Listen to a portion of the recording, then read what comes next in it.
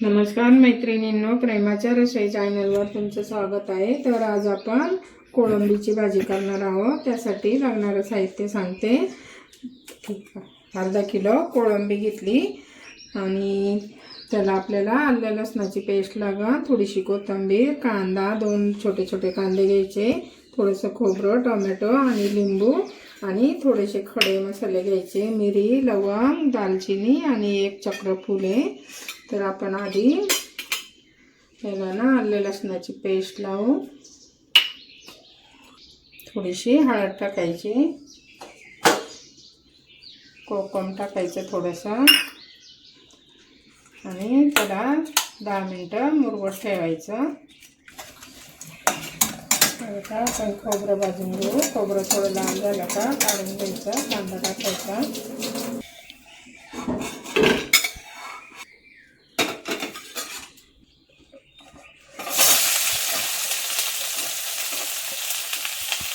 आपण कांदा चांगला परतून घेऊ, लाल होईपर्यंत, गुलाबी रंग येईपर्यंत चांगला परतून घ्यायचा।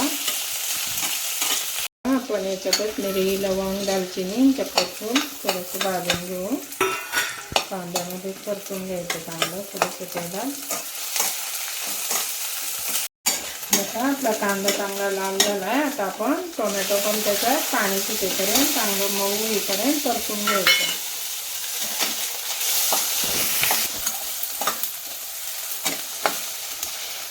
थोडीशी कोथिंबीर टाकायची, कोथिंबीर पण थोडीशी चांगली परतून घ्यायची आणि थंड व्हायला ठेवू आपण।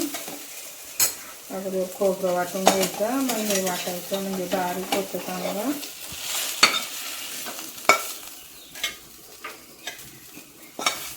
आपण कोळंबीला परतून घेऊ थोडीशी, म्हणजे वास बीस नाही येत आणि चांगली पण लागते।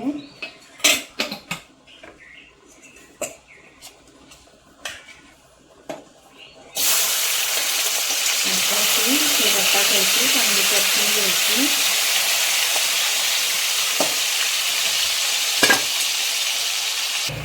आता हळद टाकलेली आहे, आपण थोडासा हिंग टाकू, थोडीशी धना पावडर, गरम मसाला टाकायचा आणि थोडीशी बेडगी मिरची पावडर, करी मसाला टाकू थोडासा, चांगलं परतून घ्यायचं आणि आपण वाटण घातलेलं ते वाटण चांगलं परतून घ्यायचं। त्यामध्ये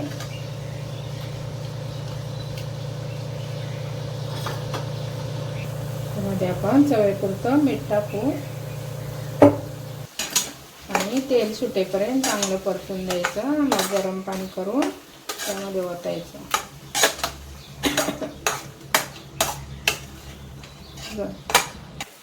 आपल्या याला मसाल्याला चांगलं तेल सुटले। आता आपण त्याच्यात गरम पाणी ओतूया। हे भांडे हिसाळून टाकते मी।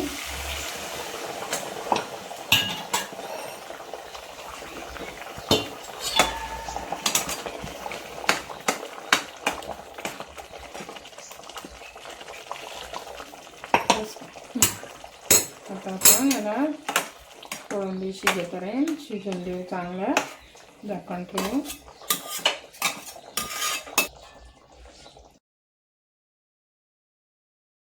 बघा आपली भाजी चांगली शिजली, आता कोळंबी चांगली शिजली। आता आपण काढून घेऊया खाली।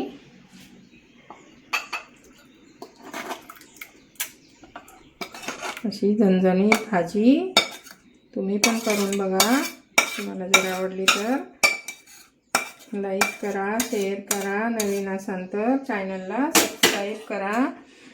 हे बघा, अशी वरून थोडीशी कोथिंबीर टाकायची। नवीन असाल तर चॅनलला सबस्क्राईब करा। Bye bye.